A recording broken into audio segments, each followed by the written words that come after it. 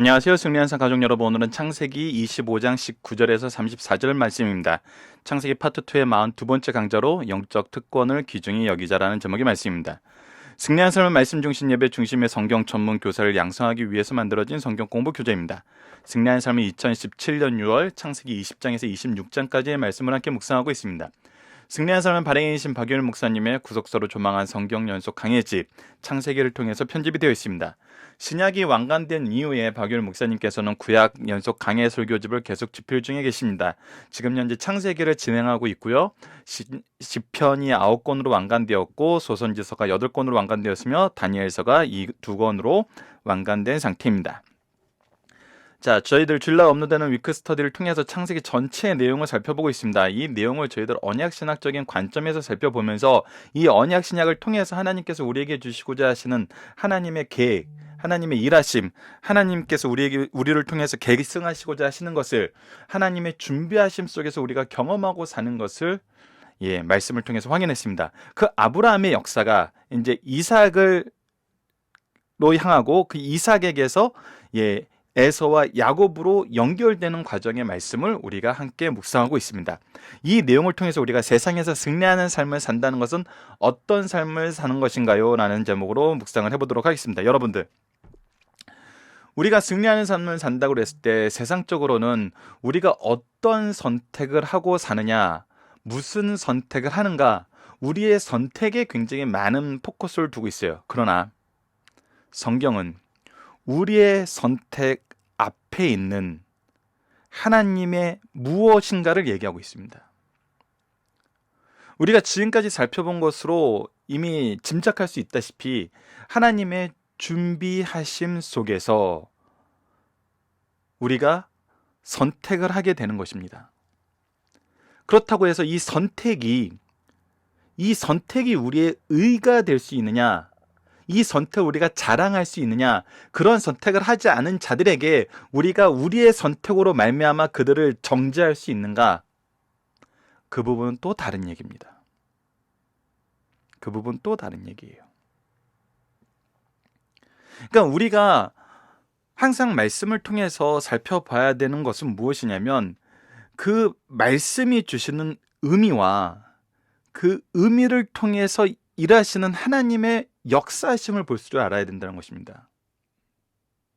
우리는 대개 그 말씀이 주시는 의미는 굉장히 열심히 탐구하고 알아가려고 그러고 그것을 전하는데 열심이고 정말 잘하고 있는 것 같아요. 근데 이것을 통해서 하나님께서 주시고자 하시는 그 변화, 하나님의 기준에 따라서 일하는 그 일함, 그러니까 실질적으로 우리가 이 말씀을 가지고 나가서 행해야 되는 부분,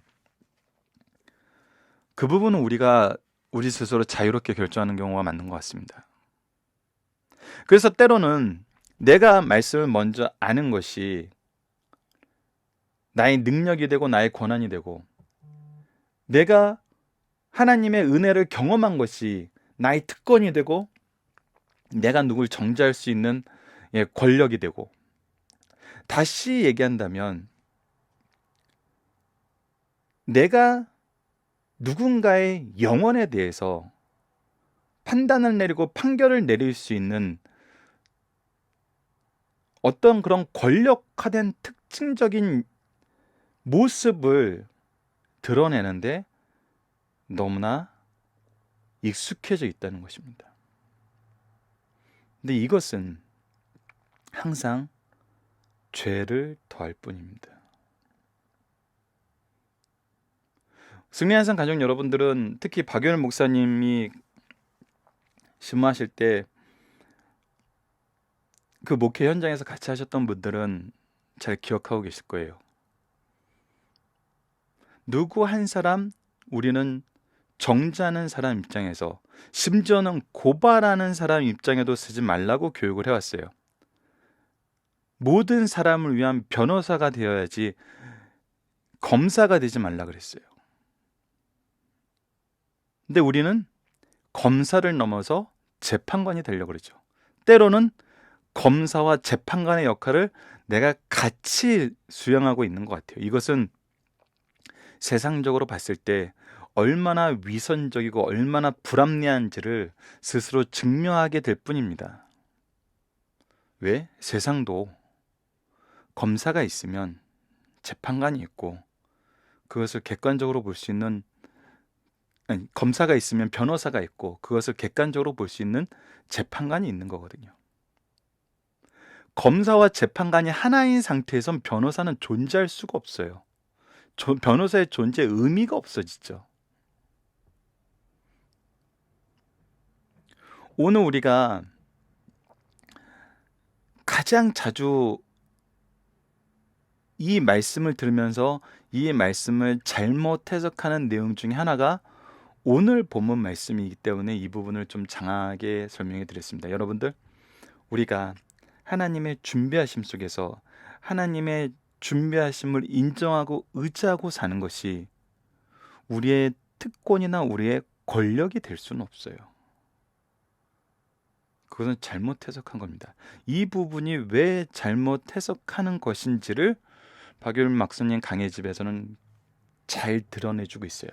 특히 미리 오늘 본문 말씀을 묵상하기 전에 이 부분이에요. 여러분들 신앙생활 오래 하신 분과 이제 창세기 말씀을 좀 읽어보신 분들이 이 내용을 너무나 잘 알 거예요. 자, 이삭이 아이를 낳지 못해요. 이 부분에 대해서 하나님께 기도해요. 그래서 하나님이 기도의 응답으로 아이를 줘요. 근데 이 아이가 쌍둥이 아기예요. 그런데 이 아이들이 뱃속에서 서로 다투어요. 이 부분에 대해서 이삭이 아닌 리브가가 걱정해요. 근심해요. 그래서 이 부분에 대해서 하나님께 기도해요.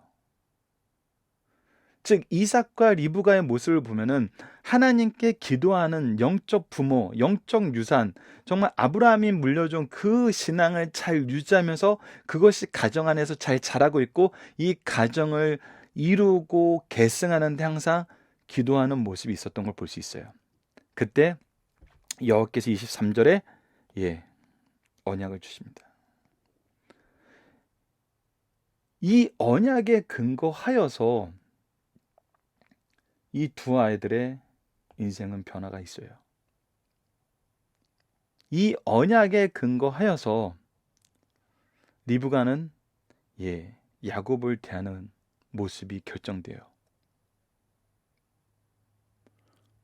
즉 하나님께서 둘째를 더 사랑하시고 그를 선택하신 것은 하나님의 은혜였어요. 하나님의 계획이었어요.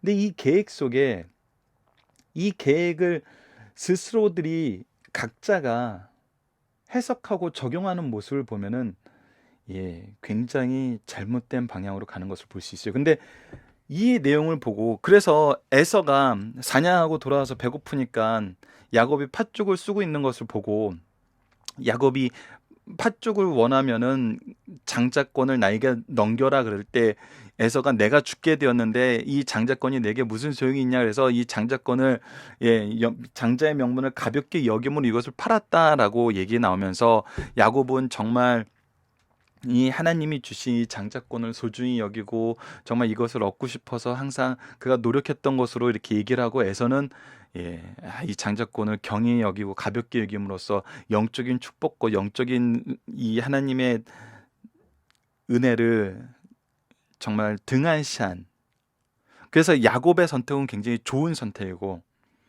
에서의 선택은 굉장히 잘못된 선택이라고 표현을 많이 하죠.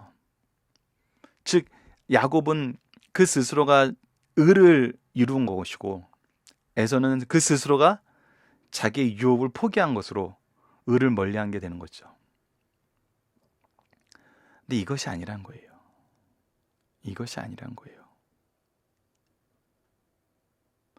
하나님이 영적인 계보를 이미 야곱을 통해서 이루기로 작정하셨다는 거예요. 작정하셨다는 거예요. 이 작정에 순종하는 사람이 하나님께 영광을 돌리고 하나님과 하나님의 계획을 즐거워하면서 영광을 돌리는 사람이란 거예요. 여러분 소요리 문단 1번 강좌를 다시 한번 참조를 하세요. 하나님의 계획에 순종하며 즐거워하는 것이 우리가 하나님께 정말 기쁘게 영광 돌리는 삶이에요. 하나님의 은혜 가운데에서 그 영광에 동참하는 사람이에요.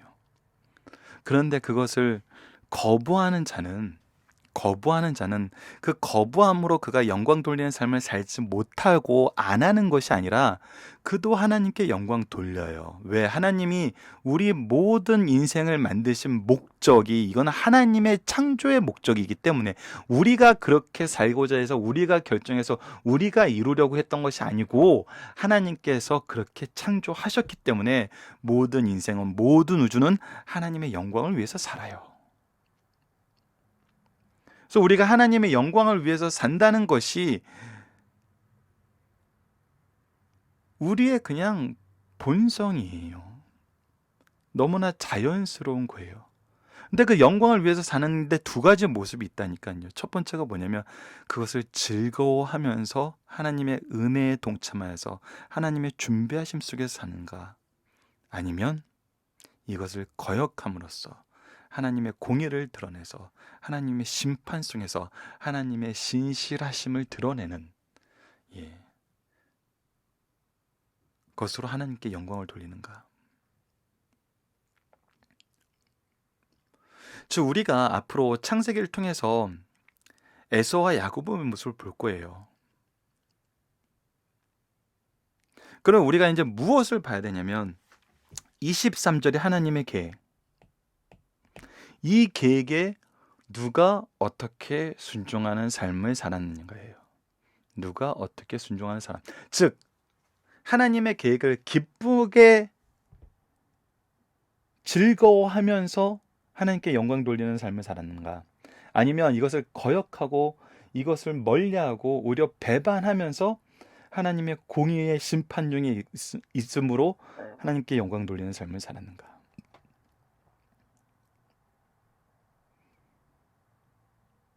여러분 어제 말씀을 기억해 보세요. 아브라함과 이스마엘,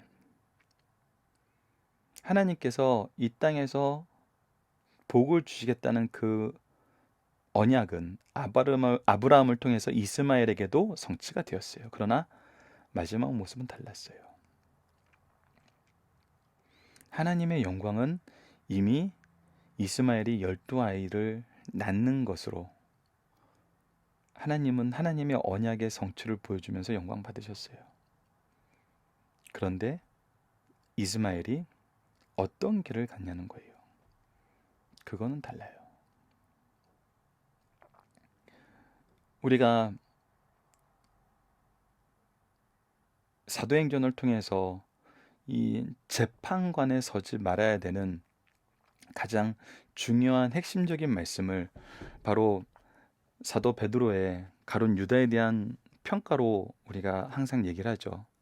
그가 지옥 갔다, 그가 죽었다, 하나님을 배신했다, 이렇게 하나님이 판단하실 수 있고 하나님이 재판하시고 있고 하나님이 선언하셔야 되는 것을 자기가 훔쳐서 자기가 그렇게 얘기하는 것이 아니라 그가 제 곳으로 갔다, 제 곳으로 갔다, 이렇게 이야기할 수 없는 이유가 무엇이냐면 우리는 하나님의 계획하심 속에 있었고 그것에 인정하고 의지하였기 때문이에요. 인정하고 의지하는 모습으로 가장 두드러진 특징이 뭐냐면 바로 순종함이라는 거예요. 즉 순종함이란 것은 우리의 어떠한 노력의 결과가 아니에요. 그냥 물 흐르듯이 그 위에 하나님의 은혜의 강물에 우리가 우리의 배를 올려놓고 그것을 따라가는 것뿐이에요. 심지어 노를 젓지도 않아요. 그렇기 때문에 세상에서 말하는 순종과 성경에서 우리에게 가르쳐주는 순종은 그 시작점부터가 달라요. 왜? 우리는 하나님의 준비하심 속에 살고 있기 때문에, 이미 하나님의 은혜의 강위에 떠 있기 때문에.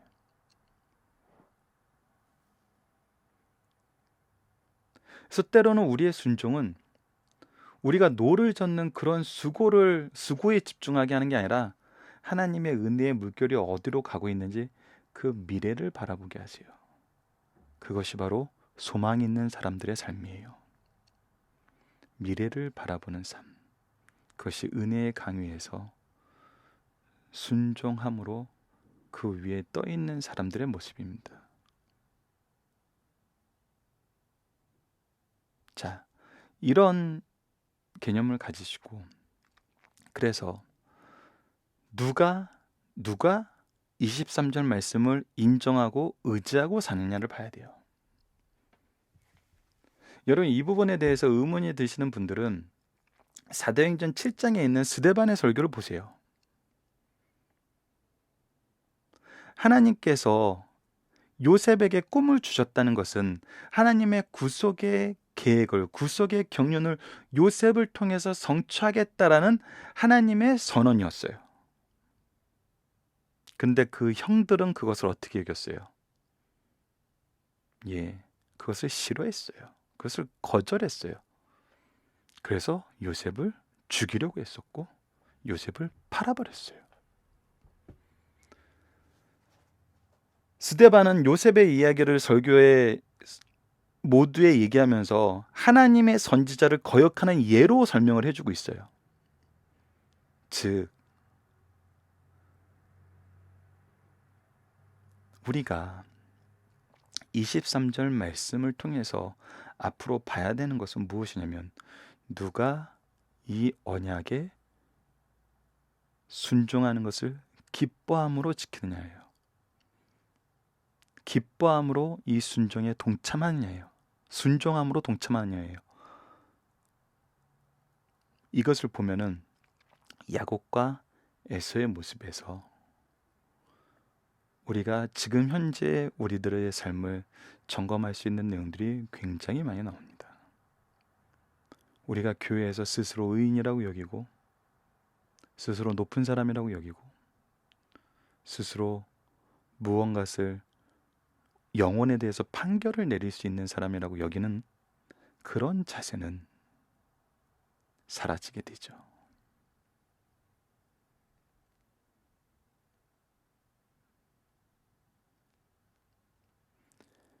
그리고 무엇을 보게 돼요?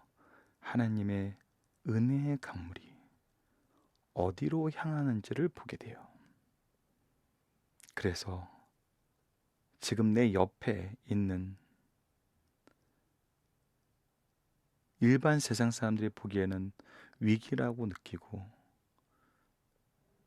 위험이라고 느끼는 것들이 우리가 하나님의 은혜의 강물 안에 있기 때문에 우리에게 오지 못한다는 확실한 믿음과 확신을 가지고 소망 중에 살게 되는 거거든요.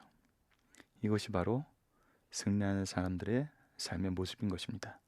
자, 전체적인 내용은 한번 살펴봤기 때문에 말씀을 하나씩 읽어보면서 오늘 내용을 정리해 보도록 하겠습니다. 자, 영적 특권을 귀중히 여기자. 19절부터 보도록 하겠습니다. 아브라함의 아들 이삭의 족보는 이러하니라. 아브라함이 이삭을 낳았고 이삭은 40세 리브가를 맞이하여 아내를 삼았으니 리브가는 밧단 아람의 아람 족속 중 부두엘의 딸이요 아람 족속 중 라반의 누이였더라. 이삭이 그의 아내가 임신하지 못하므로 그를 위하여 여호와께 간구하며 여호와께서 그의 간구를 들으셨으므로 그의 아내 리브가가 임신하였더니. 자, 여기서 분명히 우리가 보게 되는 신앙이 있어요. 창세기에서 보여주는 굉장히 특징적인 내용, 그 두 가지를 본다 그러면 첫 번째는 자녀와 두 번째는 땅이에요. 아브라함의 언약도 자녀에 대한 축복, 땅에 대한 축복 두 가지로 분리할 수 있어요. 즉, 이 얘기는 무엇이냐면 자녀에 대한 문제, 땅에 대한 문제, 다시 한번 이 가문을 이어나가는 문제, 그리고 기업에 대한 문제, 이 두 가지는 누구에 의해서 결정된다는 거예요? 하나님에 의해서 결정된다는 거예요. 모든 것은 하나님에 의해서 결정되는데 이 두 가지는 특별하게 우리가 누구를 의지해야 되냐면 하나님을 의지해야 된다는 거예요.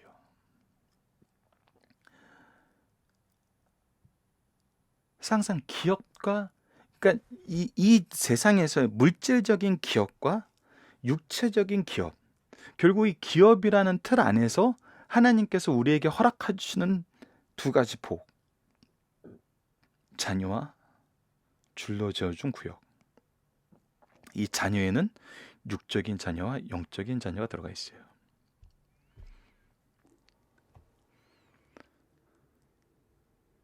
이거에 대해서 누구에게 기도하고 누구에게 간구해야 되는지를 이삭은 분명히 알았어요. 하나님은 아브라함을 통해서 이것을 보여줬고, 이삭이야말로 이 언약의 성취를 증거하는 게시판이었잖아요. 그가 아브라함과 사라가 태가 끊긴 이후에 하나님의 능력으로 생명을 받은 바로 그 인물이에요. 그래서 그가 이 일을 위해서 하나님께 기도하였어요. 그리고 그 기도에 하나님은 어떻게 했어요? 응답하셨어요. 그리고 나서 이제 리브가의 얘기로 넘어갑니다. 그 아들들이 그 태 속에서 서로 싸우는다. 그가 이르되, 이때 여기 그는 그 여입니다. 그래서 리브가를 얘기를 해요. 근데 이럴 경우에 내가 어찌할까 하고 가서 여호와께 묻자온데, 이때 어떻게 하냐면 리브가도 자기 태에서 두 아이들이 싸우는 것을 보고 하나님께 기도해요. 그때 여호와께서 얘기를 해줍니다. 여호와께서 그러시되, 두 국민이 내 태 중에 있구나. 이때 두 국민이 두 큰 나라를 일 것이 태중에 있구나. 두 민족이 내게 내 복중에서부터 나누리라. 이들이 그래서 이 뱃속에서부터 나누는데, 이 족속이 저 족속보다 강하겠고 한쪽이 다른 족속보다 강한데, 그게 어떤 모습으로 나타나면 큰 자가 어린 자를 섬기리라 하셨더라. 즉 하나님께서는 하나님의 계획을 누구에게 두셨다는 거예요? 어린 자에게 두셨다는 거예요. 그래서 24절 보시다. 그 해에 기한이 찬즉 태에 쌍둥이가 있었는데, 먼저 나온 자는 붉고 전신이 털옷 같아서 이름을 에서라 하였고, 이것이 첫째요. 후에 나온 아우는 손으로 에서의 발꿈치를 잡았으므로 그 이름을 야곱이라 하였으며, 리브가가 그들을 낳을 때 이삭이 60세였더라. 자, 40세에 결혼해서 20년간 아이가 없자 기도하여서 아이를 낳았어요. 근데 이때 먼저 나온 애는 붉고 전신이 털옷 같아서 에서라고 했고, 둘째 나온 애는 손으로 에서의 발꿈치를 잡았다 그래서 야곱이라 그랬어요. 이 말씀에 근거하여서 이 상황 속에서 23절 말씀에 근거한 내용을 보면은, 큰 자가 어린 자를 섬기려 했으니 에서가 야곱을 섬길 것이라는 것이 하나님의 계획임을 얘기해 줬어요.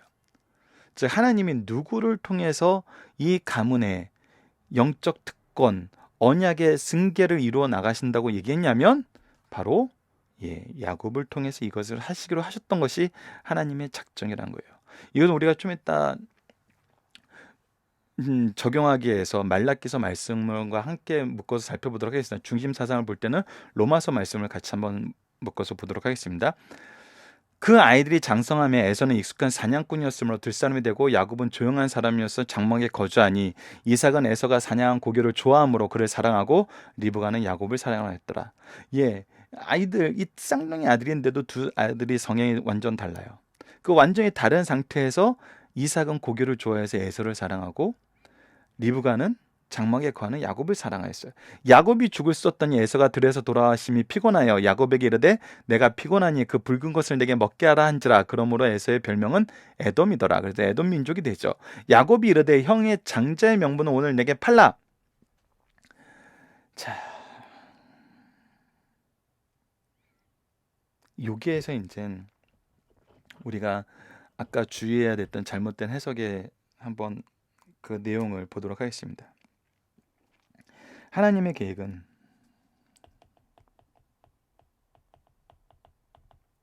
무엇이죠? 바로 큰 자가 어린 자를 섬긴다 했어요. 이 큰 자가 어린 자를 섬긴다라는 이 계획의 성취를 이삭은 어떻게 생각했어요? 장자권에 있다고 생각했어요.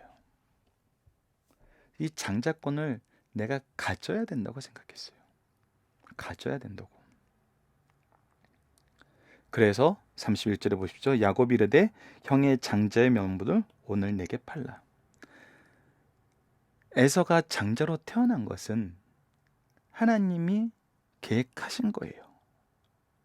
그런데 그 영적인 계승을 야곱을 통해서 이루시겠다는 것도 하나님의 계획하심이에요.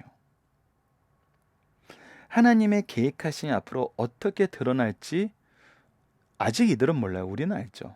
성경을 미리 상고했으니까. 이것은 마치 아브라함이 12장에서 하나님의 언약을 받고 이 가나안 땅으로 들어왔는데 그의 기업 모를 자를 누구로 먼저 의지를 했었냐면 롯으로 의지를 했었어요. 롯이 떠나자 그의 종이 엘리에셀로 의지를 했어요. 엘리에셀도 아니라 그러자 그의 육체의 아이로 태어나는 이스마엘이라고 생각했어요. 그 이스마엘을 가지게 된 계기가 뭐예요? 하나님께서 분명히 당신의 자손을 통해서 유업 이룰 자를 하나님의 언약의 계승자를 주겠다 그랬는데 살아가 보니까 자기가 이제 임신할 수 있는 몸이 아니에요. 그래서 내 방법대로 하갈이라는 자기의 몸종을 그 당시에 전통에 의해서 어떤 방법이건 자기가 생각하는 방법으로 그 일을 이루려고 했어요. 그런데 하나님은 뭐였어요? 아니라 그랬어요. 아니라 그랬어요. 그러니까 아브라함도 하나님의 언약이 있을 때 그 언약을 어떻게 해석하느냐가 하나님의 뜻과 하나님의 속성을 모르는 상태에서 이루어 나가고 있었어요. 근데 그것은 다 아니었어요. 오히려 하나님이 이 언약을 통해서 당신의 창조주 하나님 되심과 부활의 하나님 되심을 보여주고 했었어요. 만약에 이 아브라함의 방법대로 했으면 아브라함은 이 믿음을 가질 수가 없었어요. 자기의 방법, 자기의 노력으로 이 언약을 이루어 나갈 뿐이었거든요. 근데 아니었잖아요. 동일한 실수를 이삭이 하고 있어요. 에서가 먼저 태어난 것도 하나님의 계획이었고 어린 자에게 하나님의 언약을 계승하게 하는 것도 하나님의 계획이에요. 이 하나님의 계획을 이 두 아이들이 알았을까요? 몰랐을까요? 당연히 알았죠. 왜? 지금까지 아브라함을 통해서 이삭이 어떤 삶을 살았어요? 아브라함이 그 언약의 신실하심을 항상 가족들에게 예배로서 선포하고 나누는 삶을 살았어요. 그럼 이삭이 이 두 아이를 얻으려고 그랬을 때 기도한 얘기를 안 했을까요? 리브가가 그 태중에 이들이 싸우는 걸 보고 기도한 얘기를 안 했을까요? 더군다나 이들이 15세 정도까지는 아브라함이 살아 있었어요. 그가 하나님의 말씀의 성취를 어떻게 이루시는지를 얘기를 안 하셨을까요? 그렇다면 23절에 나 있는 말씀이 그동안 아브라함에게 주었던 말씀의 언약이 아브라함을 통해서 이삭에게 어떻게 계승되었고 어떻게 신실하게 이루어졌는지를 얘기하고 이제 너희들이 태어났을 때 주셨던 이 말씀이 또 어떻게 이룰지를 하나님의 앞에서 그 소망을 가지고 살라고 얘기하지 않았을까요? 근데 이것을 알매도 불구하고 이들은 이것을 어떻게 해석했냐면 이삭은 이 장자권을 내가 소유해야 되는 것으로 이 언약이 이루어질 거라고 생각했어요. 반면에 에서는 하나님의 계획도 마음에 안 들고 장자의 명분도 그렇게 크게 생각하지 않았어요. 지금 내 순간적인 이해와 이득과 맞는 것이 더 먼저였어요. 에서는 그래서 가볍게 여겼어요. 가볍게 여긴 게 뭐예요? 지금 현재의 이익이었어요. 이것은 마치 롯과 같아요. 롯이 아브라함을 통해서 주셨던 언약을 의지하는 것이 아니라 자기가 부해지는 것을 찾아서 소돔성까지 갔던 것처럼 현재의 이것을 따라가고 있어요. 그렇기 때문에 이 두 아들의 모습은 둘 다 하나님의 계획, 하나님의 뜻을 의지하고 신뢰하는 모습은 아니라는 거예요. 의지하고 신뢰하는 모습은 아니라는 거예요.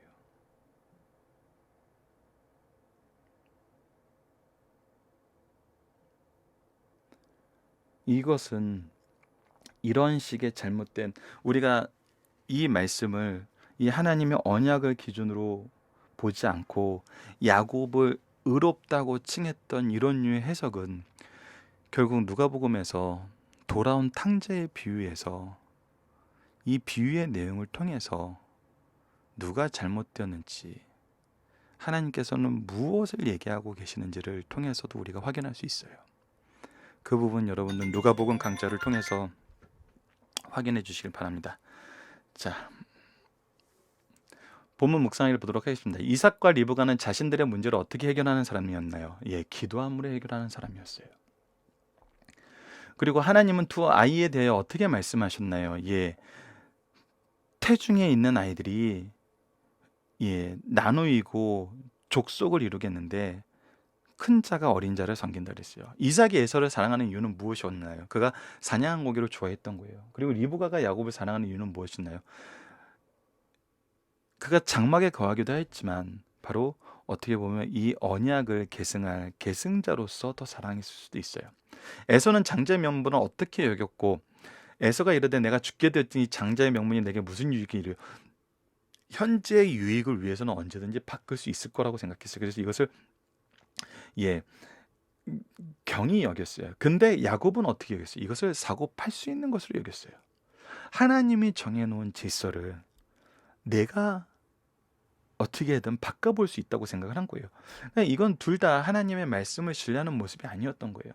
성령께서 모세를 통해 주신 말씀 중에 창세기 25장 19절에서 36절까지는 구속사에서 야곱이 중심에 있습니다. 아브라함을 통해 역사하심은 창세기 11장 27절에서 25장 18절에 말씀하셨어요. 이제 이삭과 리브가가 이야기를 간단하게 묘사하면서 이삭의 두 아들인 에서와 야곱을 등장시킵니다. 첫째 부분은 이삭과 리브가 사이의 쌍둥이로 두 아들 에서와 야곱을 충세한다는 내용과, 두 번째 부분은 동생 야곱이 먹을 것을 주고 형 에서로부터 장자권을 넘겨받는 내용으로 나와요. 자, 하나씩 보도록 하겠습니다. 사람의 모든 문제는 하나님께 믿음으로 기도할 때 하나님께서 해결해 주신다는 겁니다. 이삭은 하나님의 섭리와 은혜에 따라 메시아의 조상을 낳아 결혼하였어요. 19년간 아들이 없었어요. 어머니 사라와 같이 아들이 늦어질까 염려되었어요. 그러나 이삭은 낙심하거나 원망하지 않고 하나님께 기도하였어요. 하나님께서 이삭 부부의 기도를 들으시고 리브가가 임신하였어요. 성도는 어떤 시련 중에서도 기도하면 하나님께서 응답하시고 문제를 풀어주신다는 것을 기억하셔야 됩니다. 특히 기업과 자녀의 문제, 이것이 육적인 자녀든 영적인 자녀든 이 기업이 우리 가문, 우리 교회, 우리 사회를 통해서 나타나는 그 모든 영역 속에 결국 우리 인생을 하나님께 기도로 맡겨야 된다는 걸 얘기를 하고 있어요. 두 번째입니다. 우리가 하나님의 자녀로 선택된 것은 하나님의 은혜요, 절대적인 주권에 의한 것이다. 이삭의 아들들에게서 메시아를 낳을 조상이 선택되었다고 한다. 하나님께서 큰 자, 장남을 택하지 않고 어린 자, 둘째를 택하셨어요. 이것은 하나님의 절대 주권적인 행위라는 것이다. 자, 로마서 9장 14절에서 16절을 읽어드리도록 하겠습니다. 그런즉 우리가 무슨 말을 하리요? 하나님께 불의가 있느냐? 그럴 수 없느니라. 모세에게 이르시되 내가 긍휼히 여길 자를 긍휼히 여기고 불쌍히 여길 자를 불쌍히 여기리라 하셨으니, 그런즉 원하는 자로 말미암도 아니요 다른 박질하는 자로 말미암도 아니요 오직 긍휼히 여기시는 하나님으로 말미암느니라. 이 모든 것은 누구의 계획이고 누구의 일하심이란 거예요? 하나님의 계획이고 하나님의 일하심이에요. 우리가 한 게 아니란 거예요. 9장 20절도 읽어드리도록 하겠습니다. 이 사람아, 내가 누구이기에 감히 하나님께 반문하겠느냐? 지음을 받은 물건이 지은 자에게 어찌 나를 이같이 만들었느냐 말하겠느냐. 자, 이것을 통해서 우리가 뭐를 보게 됩니까? 누구를 통해서 하나님께서 역사하시겠다고 결정하시든 간에 우리는 이것을 순종하는 삶을 살아야 된다는 거예요. 스데반의 설교에 이것이 너무나 잘 드러나요. 하나님께서 세워진 선지자를 통해서 일하시겠다 그러면 그 선지자를 하나님이 세우신 종으로 알고 인정하면서 의지하면서 하나님과 동행하는 삶을 사는 거예요. 그랬을 때 놀랍게도 하나님께서는 상급이 같다 그러세요. 왜? 이건 다 하나님이 정하신 거거든요. 사람이 하나님의 주권적 행사를 마음에 받아들이고 하나님의 뜻에 감사하는 것만큼 믿음이 깊어지고 이를 경홀히 여기는 것만큼 믿음이 멀어진다는 것입니다.